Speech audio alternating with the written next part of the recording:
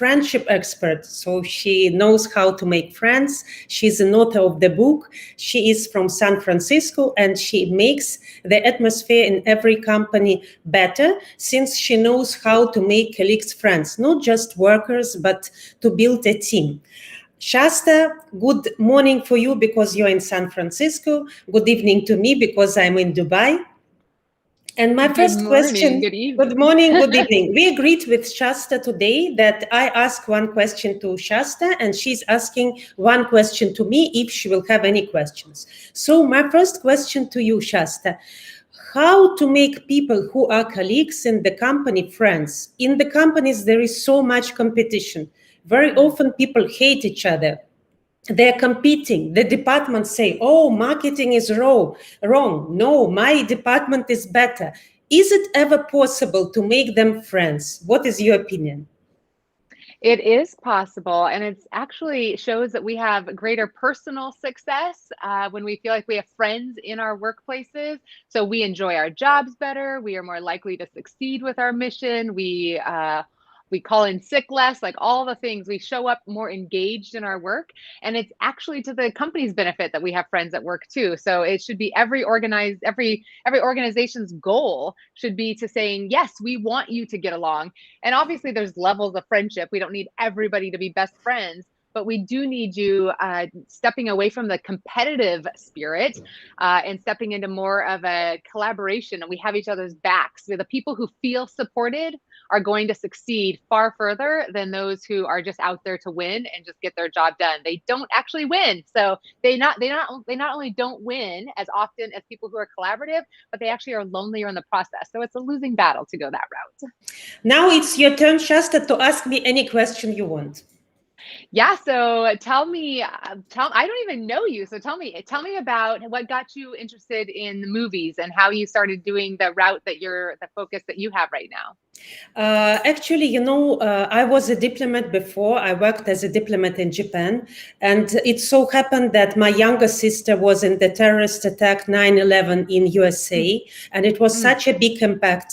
Thanks God she is alive, but she was very close to this place. And for 3 days, we didn't know if she's alive or not.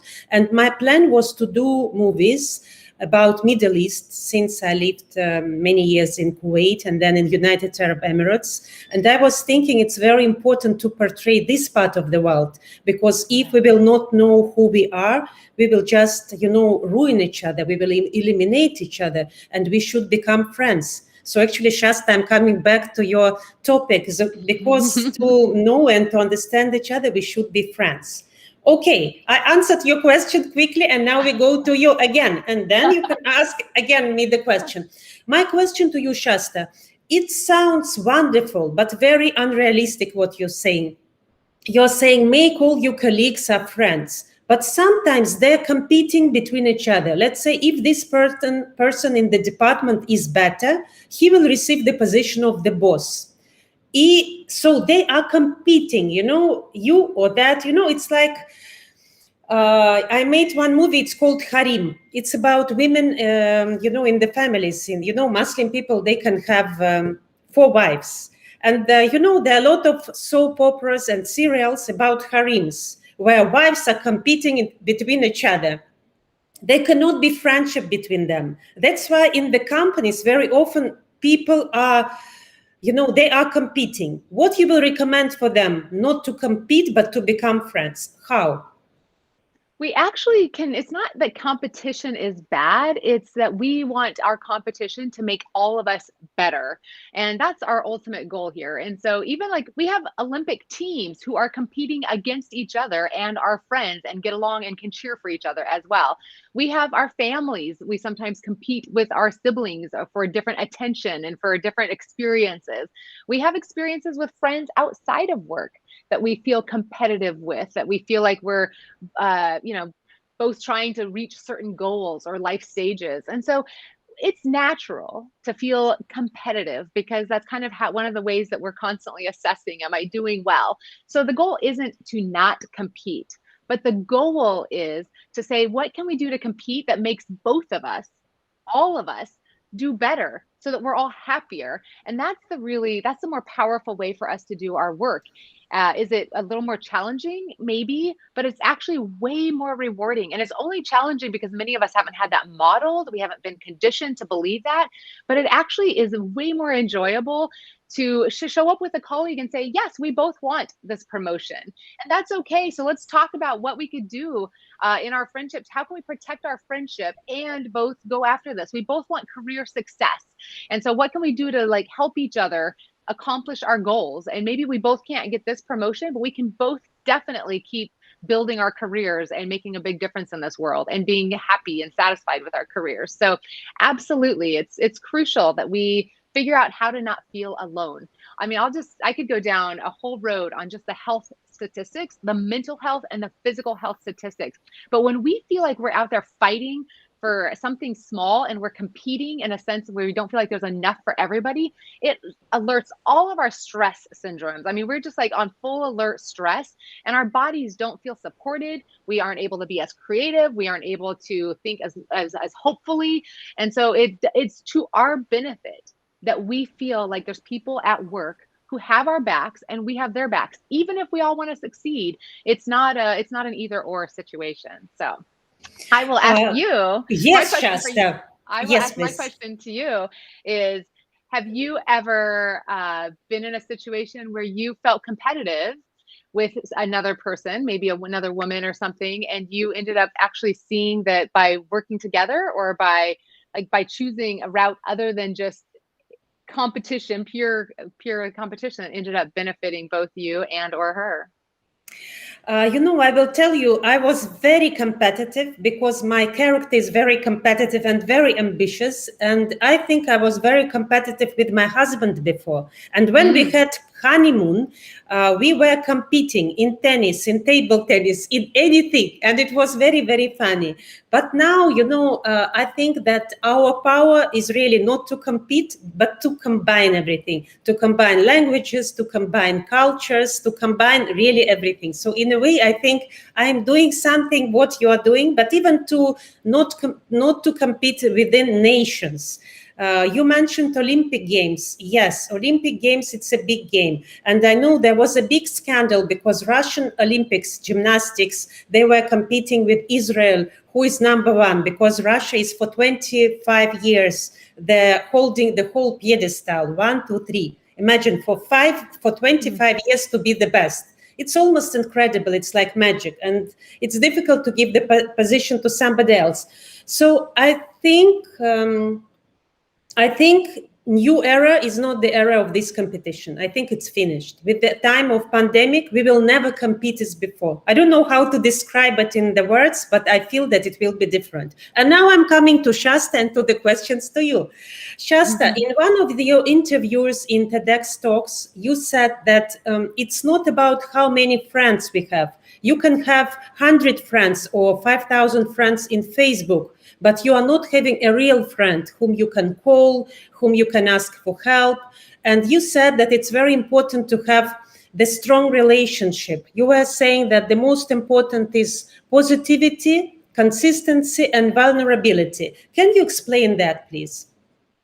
Yeah, it's the truth of the matter is the majority of us are lonely. And when we hear the word lonely, some of us don't immediately think of ourselves as that way because we think, oh, I'm so networked. I have so many friends. I'm outgoing. How can I be lonely? And yet, it's a really interesting profile that many of us, it's not that we're lonely for social interaction. We're getting plenty of that. Many of us are lonely for more meaningful, deeper friendships where we feel truly seen and where we feel supported, where we feel like somebody gets us and is witnessing our lives and is supporting us.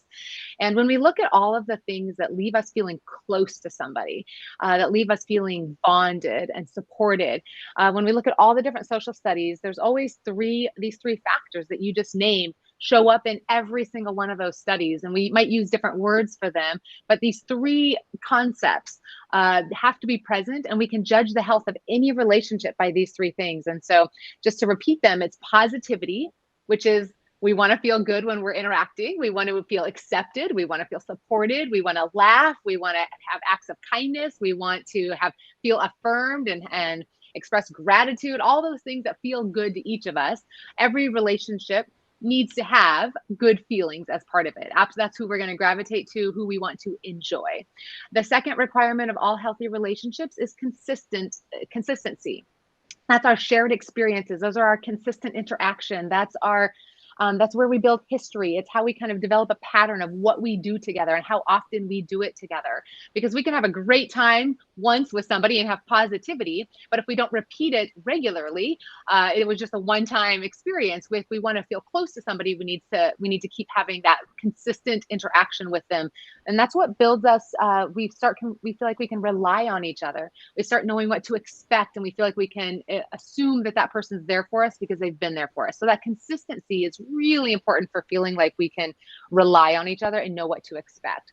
And then the third requirement of all relationships, and I keep doing this because I teach it on a triangle, so I'm used to doing the little triangle thing, but positive emotion is the foundation. And then the two sides of the triangle are consistent interaction and vulnerability. And vulnerability is the one that leaves us feeling seen. It's the one where we feel like, you know me, you get me. We kind of know what lights us up. We know each other's stories. We know a little bit more about each other that leaves us feeling like our lives are being witnessed. And so these three things have to keep working over and over and over. Once we're vulnerable, we want to feel good about being vulnerable. We want that positive emotion. We want to know we're still accepted and appreciated. And as that feels good, we want to interact some more. We want to do it again and have consistency. And every time we interact, we want to get to know it. We are going to get to know each other a little bit more. And every time we get to know each other a little bit more, we feel more loved and accepted. And as those three things keep working, that is what leaves us bonded to people. And so you can look at any relationship in your life and you can see how those three things were present if it was a meaningful relationship. And conversely, you can look at any relationship in your life right now that's not feeling that meaningful, and you can probably pretty quickly point to which one of those three is lacking and isn't as present as you would want it to be. But we want all three of those present in our deepest relationships. And so, yeah, that's the secret. Before you go to ask the question to me, I'm going to ask the question to you because I'm interested. You're definitely, now I'm speaking as a film director, you're definitely a very beautiful person. And your beauty is giving a lot of positivity to people, only by the way you look and by the way you talk. How important for you the outer beauty and the inner beauty? How you combine these two beauties in you? Well, first of all, thank you. And I feel like the two are connected. I feel like people who are at peace with themselves, people who are passionate, people who have done the personal work. I would like to believe that the more I've practiced forgiveness, the more I've practiced building hope and resilience, that all that inner work absolutely would exude outward to other people. That's my goal. My dream would be that our inner work is contagious to others. Absolutely. And I think that people who've done the inner work, they're all beautiful in that sense. You know, you can have the most classic beauty and you just I think we have an aura that we give out. And I think it's really important that people judge us first. This goes back to friendship. We see the evolutionary brain, and we can study now that people judge instantaneously on the question of, is that person warm? Is that person likable? And we are judging each other instantaneously on that. The second question is, are they capable?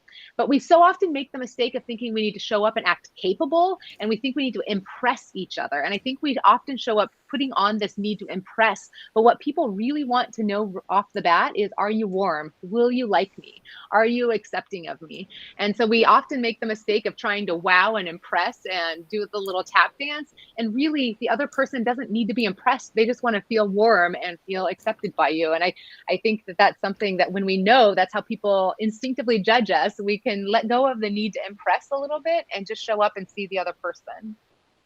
That is great. Now you can ask me the question, and I'm going to the last question to you, dear Shasta.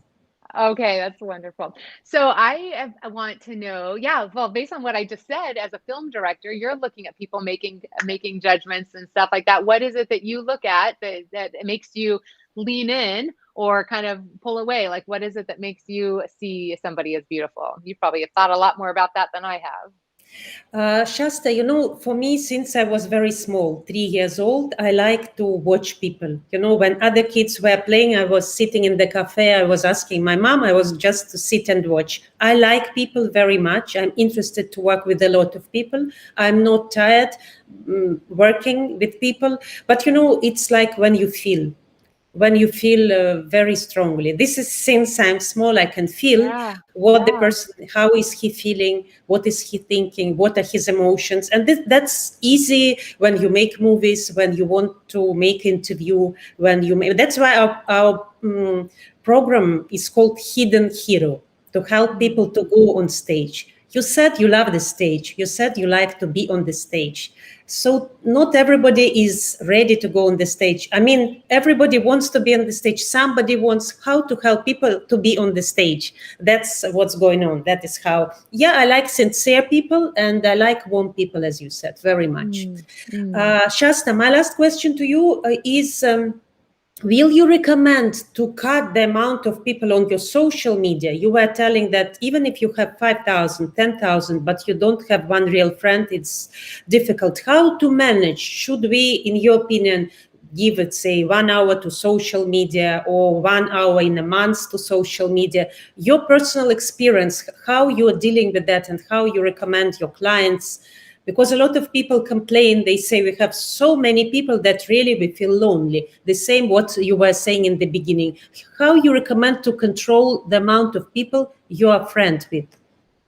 Yeah, I don't think it's as much about controlling the number. It's really prioritizing the people who will make it most meaningful to you. And I think the most important thing any one of us can do is make a list on a post-it note. Just who are the people that you would like to feel closer to? Who are the people that are your highest priority that you would choose, that you will say yes to, that you will keep putting in that consistent time, that you will reach out to, that you will make sure you're giving energy to those people. And so be really clear about who are those people that are your priority, because I want to say 6 months from now, I want to feel close to those people. I want to feel closer to those people. And it's only going to happen if you're putting in consistent time, if you're showing up and getting to know what's going on in their life and sharing what's going on in your life, the vulnerability, and if you leave each other feeling better for having interacted. And so now we know what 3 things that putting that consistent time, leaving them feeling better, and both making sure your lives are feeling witnessed. We know what you can do with that time. Now prioritize the people who that matters the most to. And it could be that we need to be off of Facebook. It might be easier for us to go on social media and scroll for an hour or so. But is that leading us to feeling closer to these people? And if the answer is no, and it's just leaving you feeling lonelier, then maybe you're better off spending that hour on a phone call with somebody. Even though that takes more energy, it will lead you to your goal of feeling closer to one of the people on your priority list faster than doing that. And I think we can do social media in a way that helps us facilitate feeling more connected. It certainly can do that with many of my friends for me. So it's a little bit less about, I think, controlling or eliminating as much as it is prioritizing and focusing. And every single one of us wants to feel connected and seen. So who are the people that you're going to invest in? And answering that question is so important to your mental health, your physical health, your spiritual health. It's important to your happiness. I'll end with this statistic that if we feel disconnected on an ongoing basis, it's as harmful to our health as smoking 15 cigarettes a day. It's twice as harmful as being obese, and it does the equivalent damage on our body as being a lifelong alcoholic. Feeling connected and supported is one of, if not the most important factor to our health. It's one of the things that can immediately move us out of stress and reaction mode into feeling supported mode, which just creates a protective barrier on our entire body of helping us feel safer and like we can handle anything. So at a time where we need resilience and strong immune systems and peace, feeling connected is the answer to that. And when we look at all the research on happiness, there's happiness experts that are coming out and saying, we have studied every study on happiness. And while we sometimes think it's kind of nebulous or unclear, the truth of the matter is 70% of our happiness comes down to our relationships. So you think about everything else you think you need to be happy, relationships are 70% of it. And so, yeah, this is the thing worth investing in. Okay, wonderful. Shasta, before I'm telling you goodbye, I want to tell you one thing. Um, What was the biggest surprise for you with this relationship and friendship? Have it ever happened that you did something that changed the life of organization or of the person when you change approach to friendship? If you can say in few sentences, somebody whom you changed and who was the biggest surprise for you?